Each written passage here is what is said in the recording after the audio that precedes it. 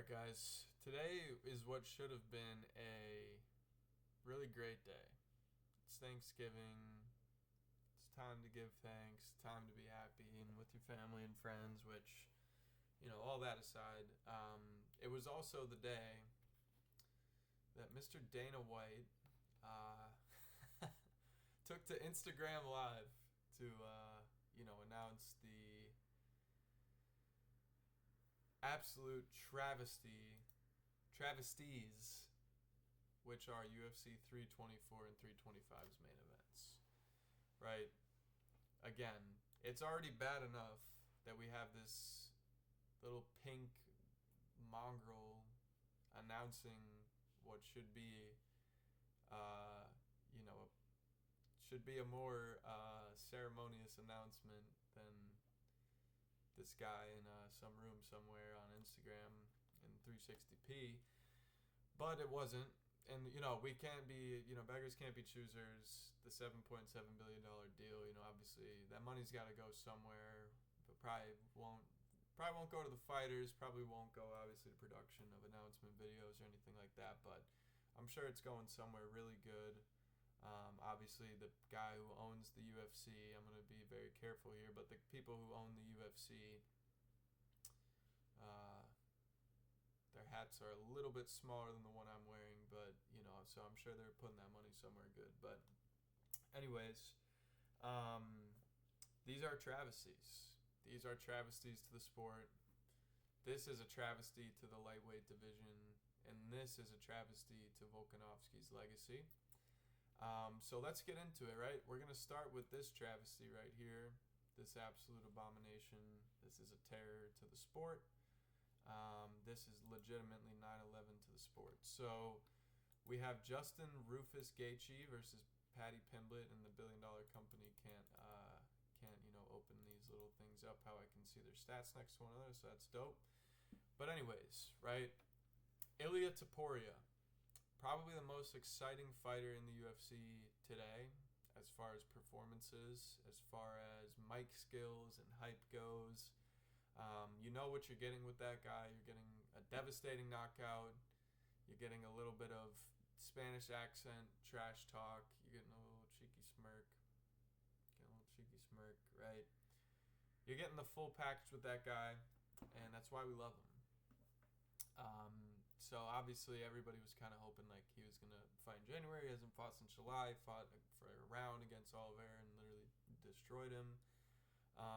But here we are, right? He said his wife, whatever, something's going on in personal life, whatever. So can't fault him too much for that, but definitely sucks that we won't get to see him in January.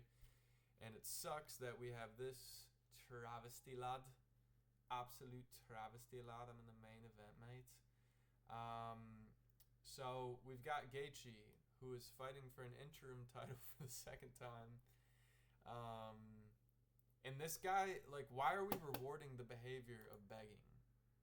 Who was it the other week on the Apex card?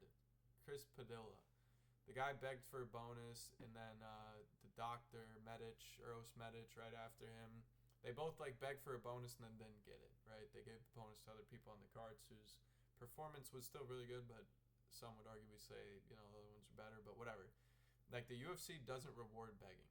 It's, their favorite thing. Dana is saying you eat what you kill, blah, blah, blah.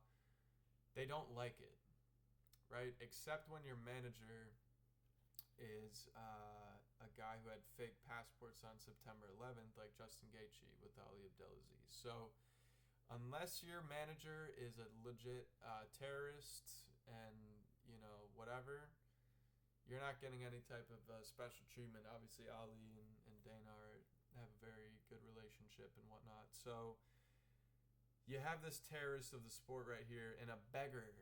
This guy is worse than a guy on the side of the road to me. Oh, I'm going to sit out. I'm going to title shot, blah, blah, blah. This guy got colded by Holloway after getting schooled for 5 rounds, right? And then he beats Fiziev, right? Fiziev's a good win, but he beat him for the second time. So not really that great. And then he's sitting there saying, I'm not going to fight, I'm going to retire unless I get a title shot. So now you're rewarding that type of behavior, right? Which does not bode well if you want to see one of these young guys at welterweight fight Islam. This means they're probably going to do Usman too, because Ali has some type of Epstein level footage on Dana White or something. But that's bad enough in and of itself. Then we have this Paddy the Body Lad fighting him, right? We all love this guy to a degree, right? We all understand and recognize the star power that he has. The Scouse accent lad. Well in lad. You know? He's a star. He's a white guy from Europe, a Gartha build with the eyes and the hair, and he's got an accent, so the UFC sees money signs because it's like a McGregor clone type of thing for them, right? They're always trying to replicate McGregor. So they've got one here. However, the level of layups that this guy's been handed to get to where he is retarded. It's literally retarded. You have Bobby Green win. You have Tony Ferguson win.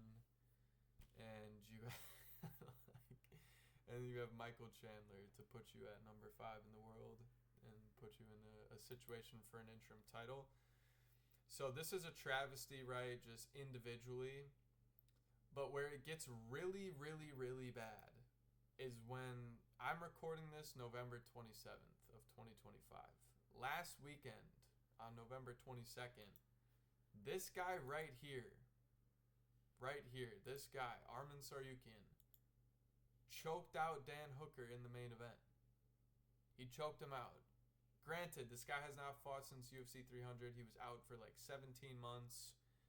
I think all of us were pretty fed up with this guy for a while. But I think all of us were also just as relieved to know, like, okay, like, we have a number 1 contender at lightweight. This guy looks amazing. He looked good on the feet. He escaped submission attempts that Hooker put him in, and then he submits this guy in the second round. Pretty much one-way traffic, right? Calls out Ilya on the mic in Qatar. And all of us are like, okay, great. Like, we're excited about this guy again. This is genuinely the number 1 ranked contender. This guy's 13 pound for pound. He's back active now. He's fighting. So, you know, even like Ariel Helwani and some of these guys were saying like, oh yeah, like, you know, we could see Paddy and Ilya January, and then boom, put Arman right in there. And even that I'm okay with, right? Because it puts this guy in a title fight in the near future, which is the most competitive fight, right? Rufus versus Ilya is a televised murder. It's a televised murder. Like, Ilya would literally knock this guy's head into another stratosphere completely. UFC gets shut down for the first death in the company live on air on Paramount, right? Literally terrible. Now this guy, on the other hand, competitive. This guy can wrestle. This guy has subs. This guy is short and stocky and young and not washed and not Rufus, right? This guy, we say, is a real challenge for the champion. This guy, Paddy the Body Lad, has never fought anybody in his age group. This guy has only fought old heads that are on a losing streak.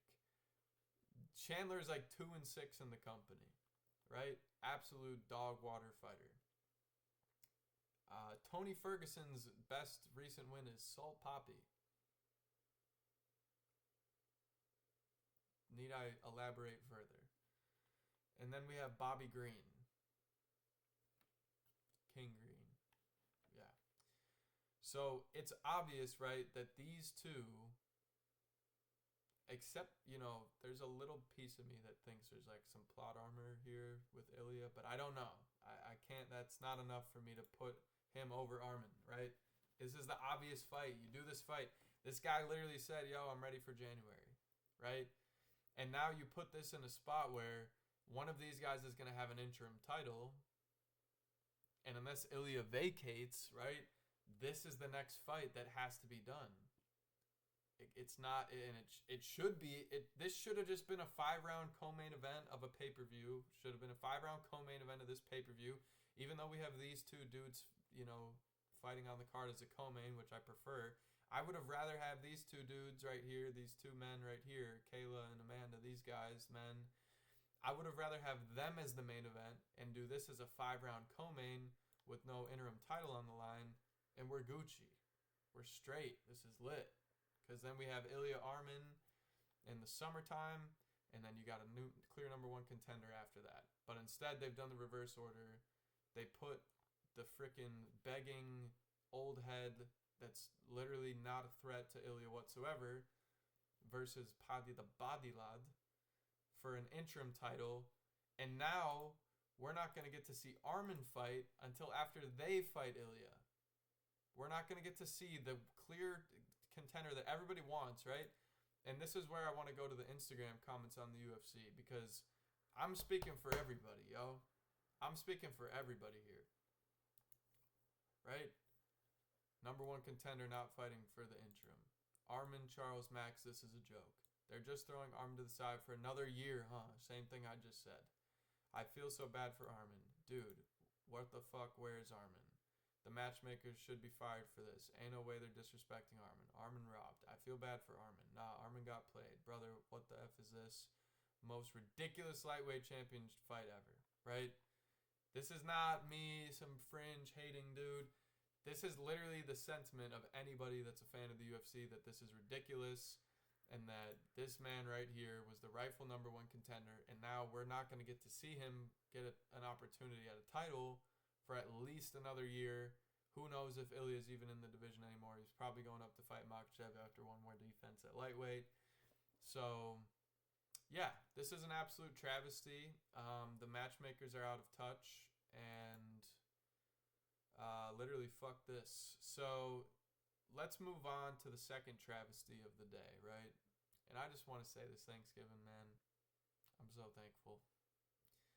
I'm so thankful for the staff at the UFC and the ethnicity of the people that own TKO. So we have numero dos here, right? When Mr. Baldman went on the very, very high production value, run here, right? Of announcing this on Instagram. So this guy's dog is jumping around in the background while he's introducing these title fights to a $7.7 billion deal, the first 2 pay-per-views. This guy's dog is jumping around, he's drinking whiskey, right? That aside, right? At least we have good matchups, right? No, we don't. We're living in the worst timeline. So we have Diego Lopez versus Alexander Volkanovski, number 2. Okay? This is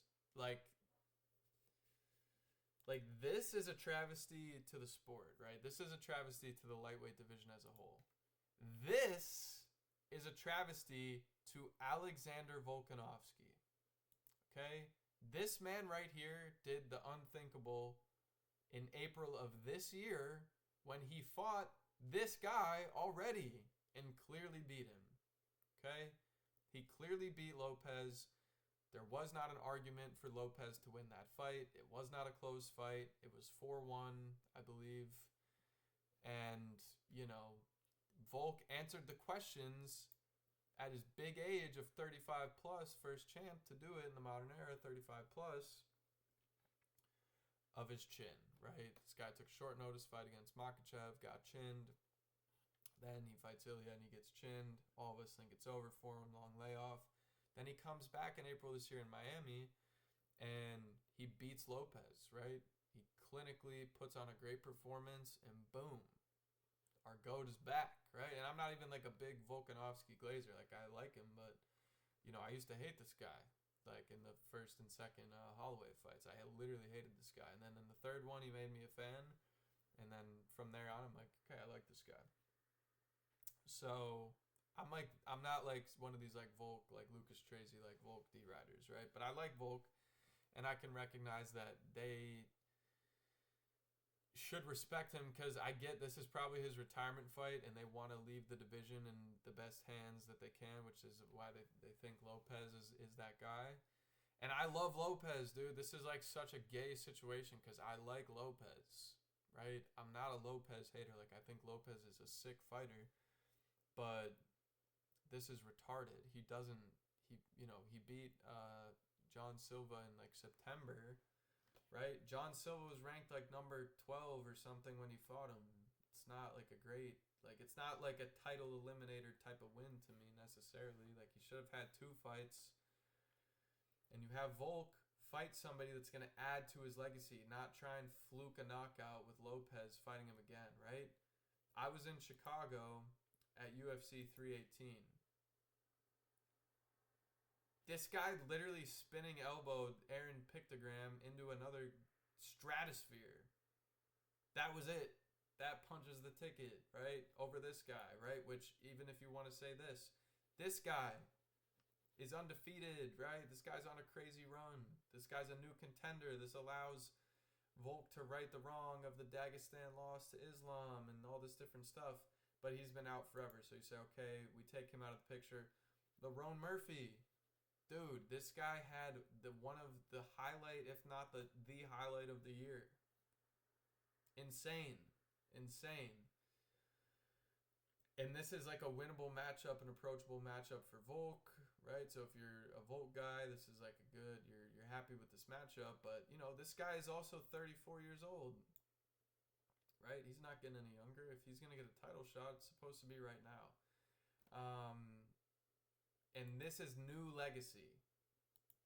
Volk already beat Lopez. He beat him handily. It is what it is. I still think, I think this is worse than the other one. I think this is worse than the Paddy and Justin fight, but both of them are terrible. The UFC matchmakers are smoking something that I would love to get my hands on,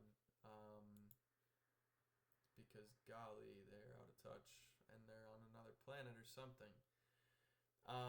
As far as predictions for these fights, early predictions, I'm going with Paddy. Gaethje cannot defend jiu-jitsu, so there's that. Probably Paddy by submission or boring, Chimaev or Islam-esque laying type of performance. And I think Lopez, unfortunately, is going to win this. I really believe that. I think he understands where he's being put in like a hitman position here. Like, hey, like this guy's on his way out. We've never really liked this guy. We've always tried to get this guy beat. Gave him to you once. You learned some lessons. You improved. So now it's time to come back and do it. Finish the job. But yeah, neither of these were well received, not just by me, but by everybody. You have this, you have Movzar. No one wants this. What a joke.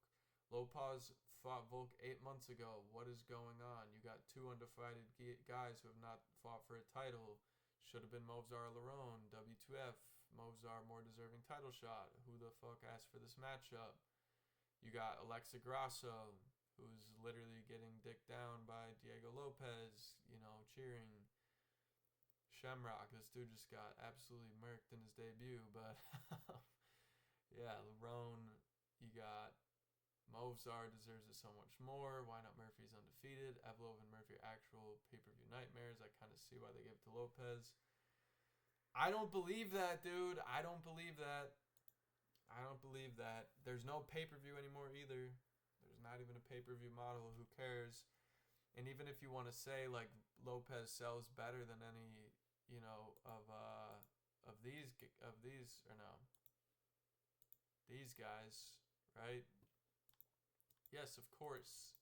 This guy's a nightmare. This guy sucks, right? This guy married like a 16-year-old. This guy's got no personality. His fights are boring as hell. He's a nightmare to have as your champion. Lerone, similar, but he just came off like a spectacular knockout and showed a little bit of personality, had a good call out on the mic. Whatever. You have one of these guys as a champion, you have him as a champion for a couple months, and you turn around and you have him fight Diego. if you really want Diego in there that bad. But it's disrespectful to Volk. This is disrespectful to the division. This is disrespectful to the hardworking women who fight to be in the women's divisions, to have two men in a co-main event there. It should have been Sandhagen, but I can't really be that mad at it because it's January. And then as far as some of the other fights that got announced, let's go to Big Marcelio here.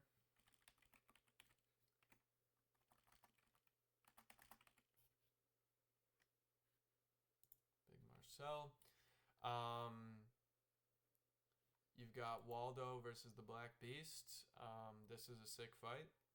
Dope. I got Waldo personally. This I don't really like. This is a sick fight, but like they're pushing the hell out of John Silva here. You know, this is you just lost to number 2, and now you get to fight number 6 when your best win was against like number 11, Bryce Mitchell. Love Bryce Mitchell, but come on. Sick fight though. Another guy that's literally gonna get killed by this black guy. Oh, this is cool. I hate this guy. This is kind of a layup. It should have been him versus like Ayman Zahabi or something else, but decent, whatever. Oh man, but yeah. Literally, grape emoji Dana White, grape emoji TKO, grape emoji Ari Shafir, grape emoji to Hunter Campbell, Mick Maynard, Sean Shelby. They are ruining the sport. Thank you guys for watching the video, first video. Hopefully next time we're on a little more positive of a note. Next video will be predictions for 323, which I'll have out next week.